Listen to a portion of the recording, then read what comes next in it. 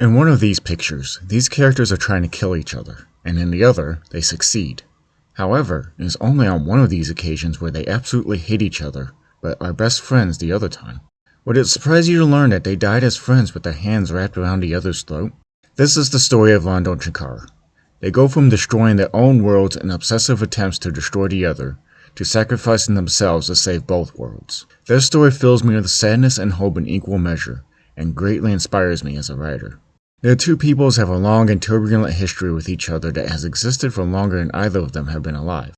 Londo's people, the Centauri, conquered the Narn, killing many of them and enslaving the rest. G'kar's own father was cruelly executed during the occupation, an act which drove him to join the underground resistance. In the decades following the liberation of their world, the Narn aggressively expanded their territory by adopting the tactics of their former oppressors. By the time Londo entered government service, his people were in a state of societal decline which many blamed on the Narns. So it is not difficult to see why they hate each other when we first see them in their roles as ambassadors in the premiere episode of Babylon 5. This hate, and that of their people, soon results in a full-scale war between the two civilizations. A war which ends with the Narn nearly wiped out and the world once again occupied by the Centauri.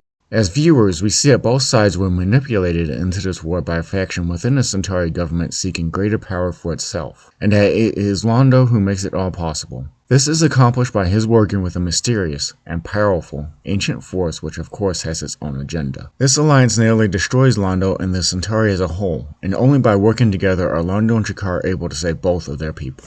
Over the course of these events, they come to realize that both of them only ever wanted the same thing, which is what is best for their people. After a considerable amount of making amends and admitting this truth to themselves, plus encouragement from mutual acquaintances, they finally become close friends. Their people still hate each other, but the two of them become willing to fight and even die for the other. So why do they go on to kill one another?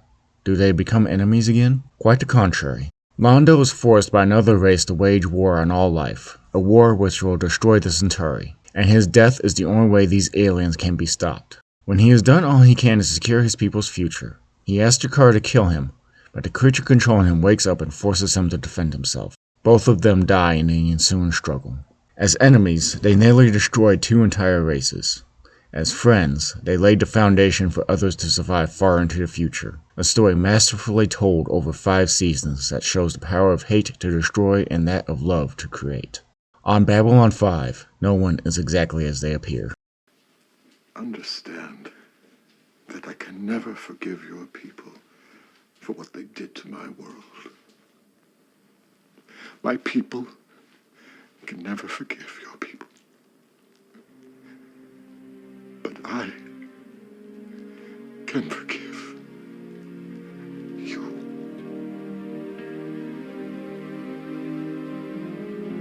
Don't forget to subscribe and enable notifications so you will always see when I upload a new video. You can also follow me on Facebook and Instagram where you will see more of my original content. Links in the description below.